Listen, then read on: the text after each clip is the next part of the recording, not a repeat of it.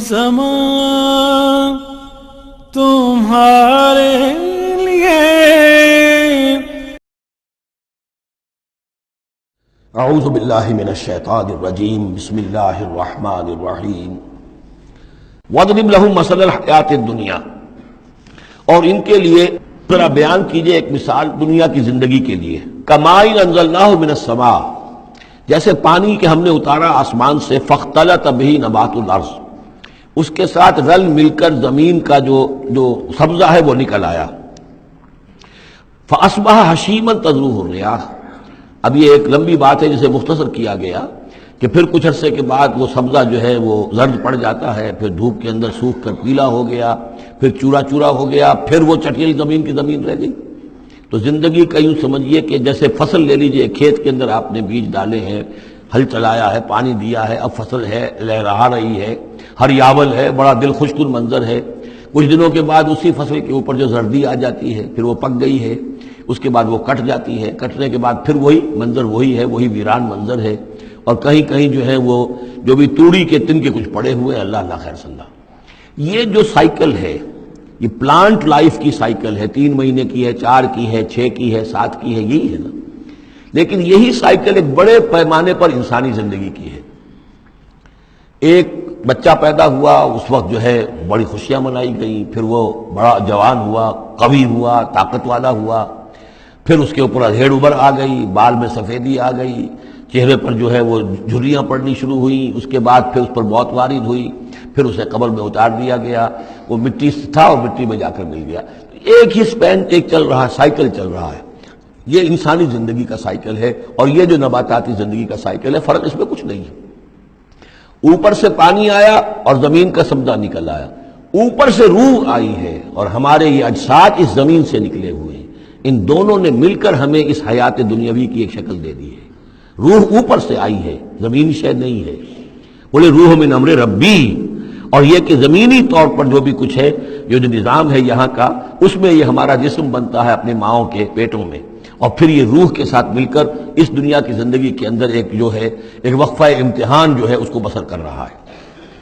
وَاضْرِبْ لَهُمْ مَثَلَ الْحَيَاةِ الدُّنْيَا، ان کے لیے دنیا کی زندگی کی مثال بھی بیان کیجئے، کَمَاءٍ أَنزَلْنَاهُ مِنَ السَّمَاءِ، جیسے کہ پانی جو ہم نے اتارا آسمان سے، فَاخْتَلَطَ بِهِ نَبَاتُ الْأَرْضِ، تو پھر اس کے ساتھ سبزہ جو ہے زمین کا رل مل کر نکل آیا، فَأَصْبَحَ هَشِيمًا، پھر وہ ہو گیا چورا چورا، تَذْرُوهُ الرِّيَاحُ، کہ جنہیں ہوائیں لیے اڑتی ہیں، اڑتی پھر رہی ہیں۔ وَكَانَ اللَّهُ عَلَىٰ كُلِّ شَيْءٍ مُقْتَدِرًا، اور یہ اللہ تعالیٰ جو ہے ہر شے پر قادر ہے، اس کے لیے جیسے یہ سائیکل چل رہا ہے تمہارا نباتاتی، ایسے ہی حیواناتی ہے، ایسا ہی تمہارا انسانی زندگی کا ہے۔ المال والبنون زینت الحیات الدنیا، یہ زینت کا لفظ تیسری مرتبہ اس صورت میں آیا ہے، اور یہ اس کا عمود ہے، میں بتا چکا ہوں آپ کو۔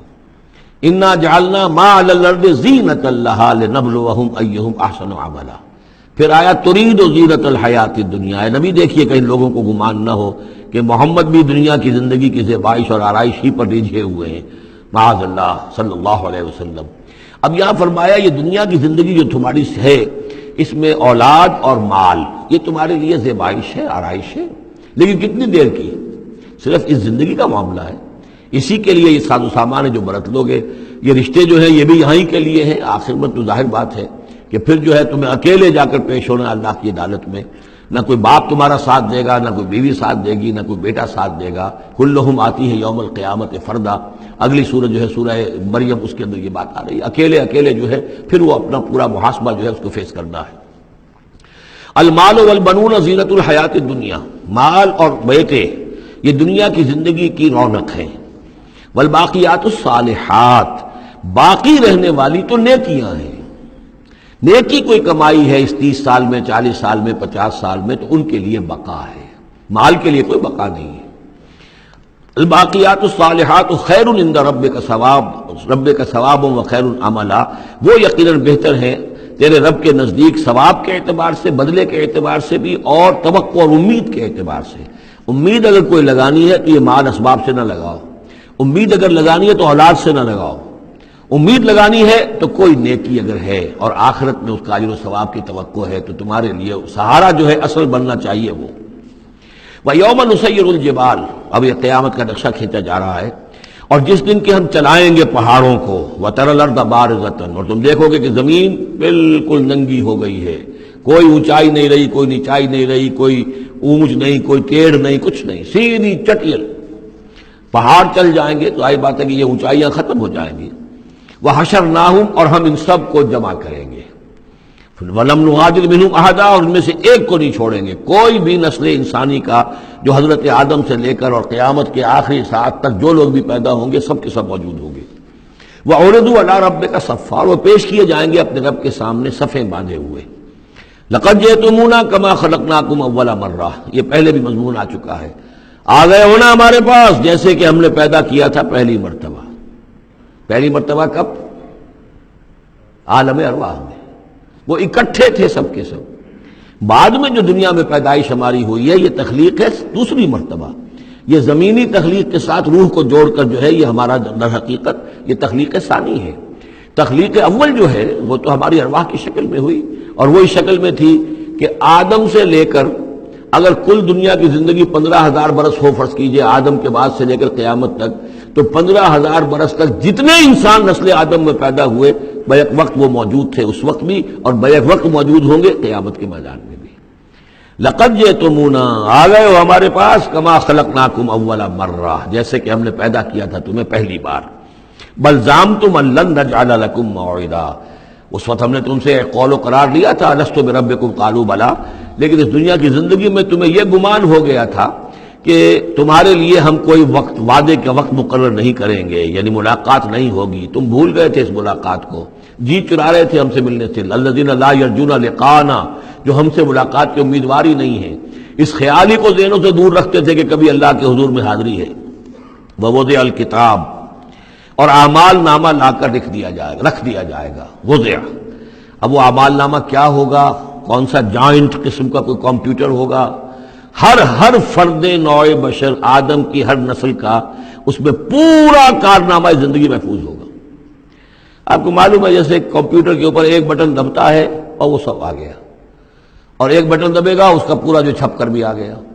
ایک ایک فرد کی پوری زندگی کا ریکارڈ موجود ہے۔ جیسا کہ میں نے کئی بار عرض کیا، ان چیزوں کا ماننا اب جتنا آسان ہو گیا ہے، آج سے 100 برس پہلے ماننا اتنا آسان نہیں تھا۔ کس قدر گہرے ایمان بالغیب کی ضرورت تھی۔ آج تو یہ چیزیں ہمارے حساب کتاب میں آ رہی ہیں، چھوٹے چھوٹے سے بٹن کی طرح کا تو ٹیپ ریکارڈر ہوتا ہے کہ آپ سے ملنے کے لیے کوئی آیا ہے آپ کو پتہ ہی نہیں، اور اس کا جو بٹن ہے جو کوٹ کا آپ بٹن سمجھ رہے وہ ٹیپ ریکارڈر ہے، وہ آپ کے ساتھ جو گفتگو ریکارڈ ہو رہی ہے آپ کو پتہ ہی نہیں۔ جو صورتحال یہ ہو چکی ہے، ذرا لگائیے کہیں پر اور آپ کو معلوم ہوگا کہ آپ کی ساری گفتگو سن لیجیے آپ۔ تو یہ ساری ریکارڈنگ کے ہر چیز محفوظ ہو رہی ہے، اعمال نامے میں ہر شے موجود ہے۔ ووضع الکتاب، اور وہ لا کر اعمال نامہ رکھ دیا جائے گا، کہیں سے وہ کمپیوٹر شاید کس جگہ پر ہے اور وہاں سے وہ انسٹال جو ہے وہاں سے لا کر میدان حشر میں ٹکایا جائے گا۔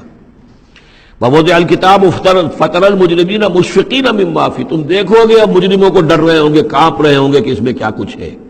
ویقولون، اور وہ کہتے ہوں گے یا ویلتنا، ہائے ہماری شامت، ما لہذا الکتاب، یہ کیسا اعمال نامہ ہے، لا یغادر صغیرۃ ولا کبیرۃ، اس نے تو کسی چھوٹی سی چھوٹی بات کو نہیں چھوڑا، نہ کسی بڑی بات کو چھوڑا، الا احصاھا، مگر یہ کہ اس کو محفوظ رکھا ہوا ہے۔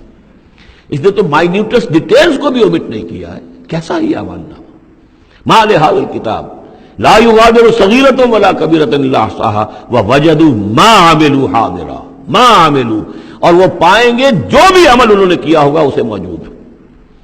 ولا یظلم ربک احدا، تیرا رب کسی پر ظلم نہیں کرے گا، یہ تمہارے اپنے اعمال ہیں۔